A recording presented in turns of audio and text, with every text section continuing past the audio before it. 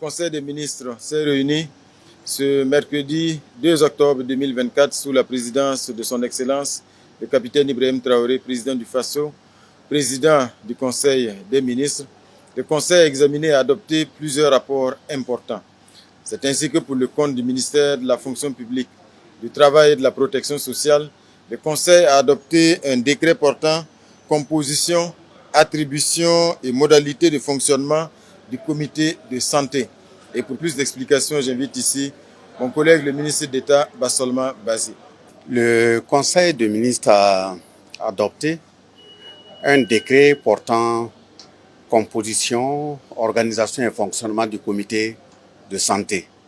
Il faut rappeler que le comité de santé a eu existence sur la base de la loi numéro 22 2006 du 16 novembre 2006. Ce comité de santé est le comité qui statue sur la prise en charge des travailleurs dans les questions de santé en lien avec les maladies professionnelles, les accidents de travail et bien d'autres maux qui assaillent les travailleurs dans leur cadre de vie et de profession. Et il faut dire que les maladies professionnelles ont été cartographiées dans un tableau qui permet à toutes les institutions, que ce soit au niveau national ou international, de rendre cette situation indiscutable. Dès lors qu'on cite telle maladie en lien avec tel niveau de travail, on sait très bien que c'est suite à la mise en œuvre de l'ensemble des activités connexes en lien avec la profession du travailleur que l'intéressé a contracté telle et telle maladie, et il y a des dispositions bien claires pour la prise en charge. En ce qui concerne également les accidents de travail, cette loi donnait des dispositions assez claires de prise en charge des travailleurs en cas de situation. Mais dans sa mise en œuvre, nous nous sommes retrouvés confrontés à un certain nombre de difficultés. La première difficulté, c'est le nombre de personnes qui statuent au nom de ce comité de travail.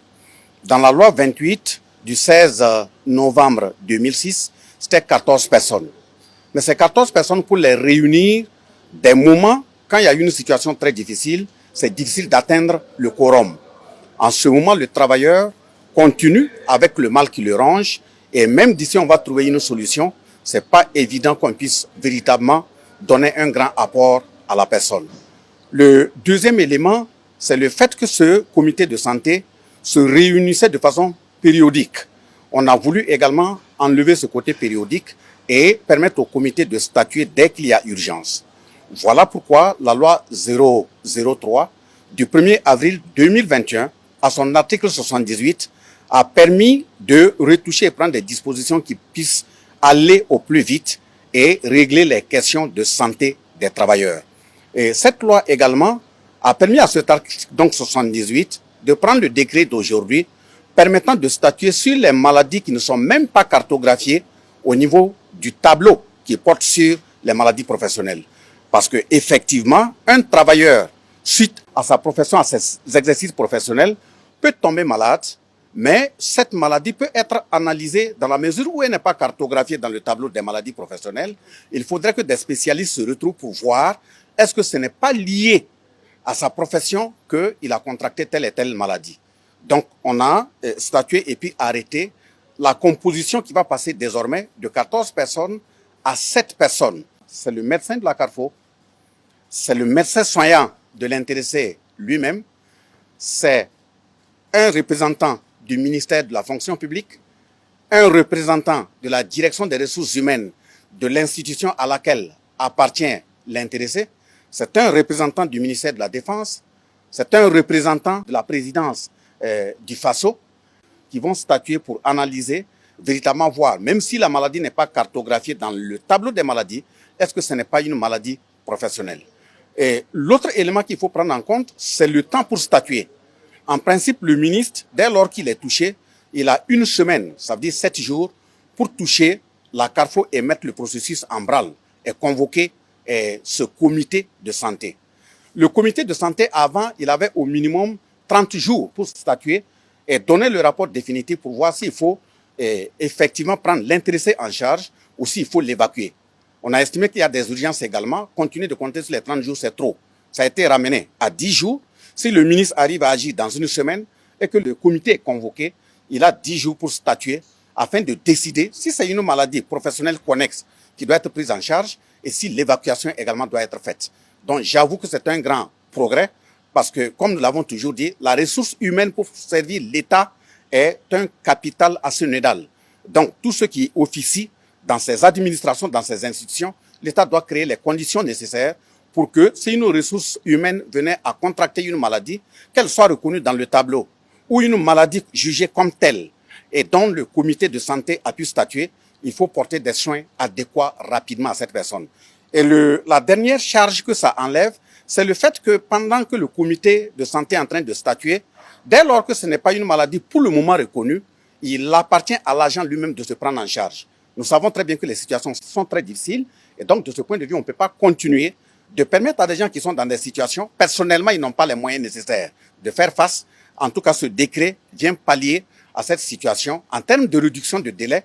Et même si l'intéressé avait commencé déjà à se prendre en charge, si c'est officiellement reconnu, son argent est remboursé et l'État prend la suite. Donc voilà le contenu de ce décret qui vient d'être adopté, portant composition, fonctionnement du comité de santé au travail, qui est véritablement une avancée en termes d'acquis sur le corps social pour prendre en charge les travailleurs qui officient au nom de l'État.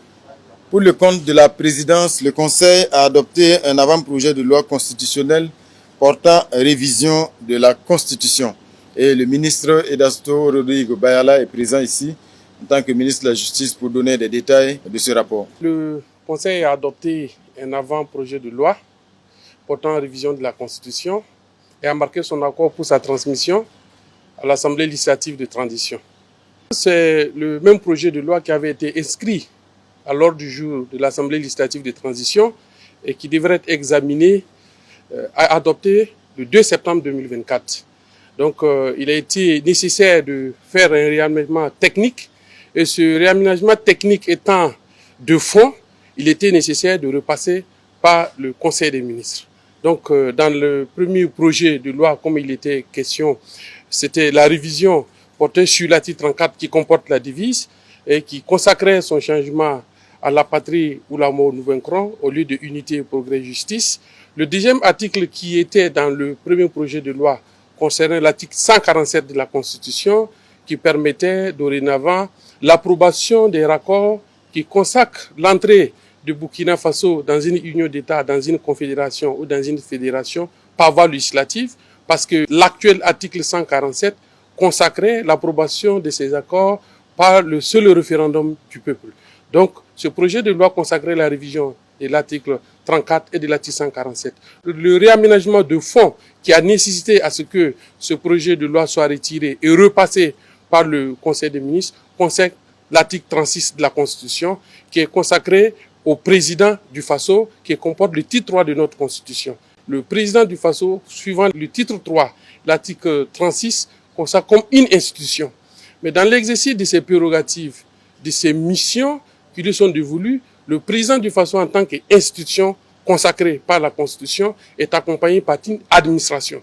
Et cette administration aujourd'hui n'est pas reconnue. Ce n'est pas une administration spécifique qui est reconnue de sorte à permettre à ce que la loi puisse la régir et de sorte à lui consacrer une certaine stabilité qui est nécessaire à son efficacité pour accompagner le président du Faso dans l'accomplissement de ses hautes missions.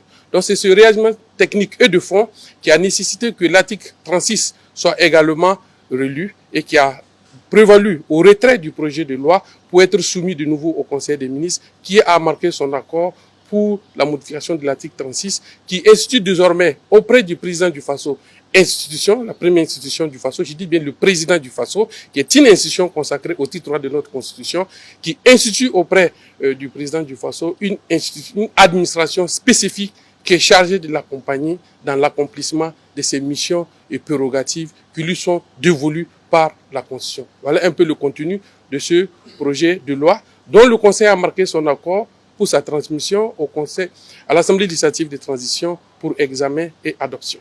Pour le compte du ministère de l'Environnement, de l'Eau et de l'Assainissement, le Conseil a adopté un avant-projet de loi important. Il s'agit de l'avant-projet de loi portant interdiction des emballages et sachets en plastique. Et pour plus de précisions, j'invite ici mon collègue, le ministre Roger Barrot. Le Conseil des ministres a adopté l'avant-projet de loi portant interdiction totale des emballages et sachets plastiques au Burkina Faso et autorisé sa transmission à l'Assemblée de transition. En rappel, face au phénomène du péril plastique que notre pays connaît, aussi bien que les autres pays de la sous-région, il a été voté la loi numéro 017-2014 AN du 20 mai 2014 portant interdiction de la production, de la commercialisation et de la distribution des emballages et des sachets plastiques non biodégradables au Burkina Faso. Après près de 10 ans de mise en œuvre, il a été constaté que ce dispositif n'est pas opérant. En effet, vous êtes tous témoins de la propagation des déchets plastiques dans nos villes et nos campagnes et du préjudice que cela porte à nos animaux. En rappel, 30% du cheptel meurt par ingestion des déchets plastiques et la question de la santé également est en péril. Donc il est apparu nécessaire de réviser cette loi. C'est pourquoi aujourd'hui le Conseil des ministres a adopté l'avant-projet de loi qui prévoit l'interdiction totale des emballages et sachets en plastique avec néanmoins des dérogations. L'avant-projet de loi comporte les innovations suivantes. Une interdiction générale de tous les types d'emballages et de sachets plastiques, qu'ils soient biodégradables ou non. Dans la précédente loi, on parlait de biodégradables en 6 mois. Pour la présente loi, c'est interdit que ce soit biodégradable ou non. Une interdiction de tous les emballages et sachets plastiques à usage unique ou encore jetables. Certainement, certains vont demander, c'est les sachets que nous appelons généralement les sachets noirs. Voilà donc pour dire la terminologie, les sachets noirs sont interdits. Parce qu'après l'utilisation, on les jette directement, ils sont considérés comme jetables. Une hausse du quantum des peines par rapport à celles prévues par la loi en vigueur. Donc il y a des peines qui étaient prévues. Avec la nouvelle loi, on va élever le niveau pour dissuader. Il est aussi interdit le brûlage des emballages et sachets en plastique. Parce que quand vous brûlez ce type de produits, cela va générer ce que nous appelons les POPs, les polluants organiques persistants, qui vont contribuer à détériorer la santé des populations. Les dérogations prévues par l'avant-projet de loi sont pour les produits industriels directement conditionnés dans du plastique.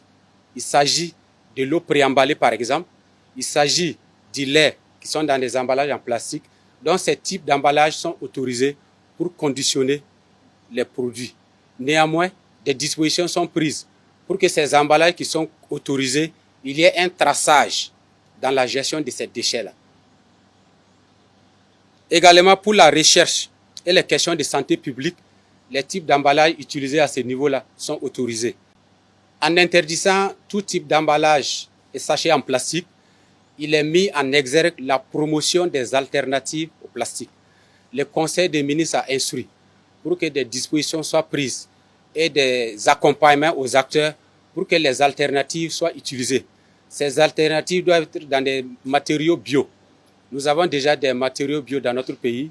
Il y a les faceaux d'Anfani, il y a le coco d'Onda, il y a les feuilles de rognier dans la région des Cascades et bien d'autres. On va mettre un système en place pour que, en interdisant ce qui est plastique, le non plastique soit promu et disponible pour tous les usages. Un délai de 6 mois sera accordé à tous les acteurs pour se conformer à la présente loi dès que l'Assemblée législative de transition va la voter. Voilà ce qu'on pouvait donc retenir de ces grands dossiers qui ont été examinés et validés aujourd'hui en Conseil des ministres. Merci.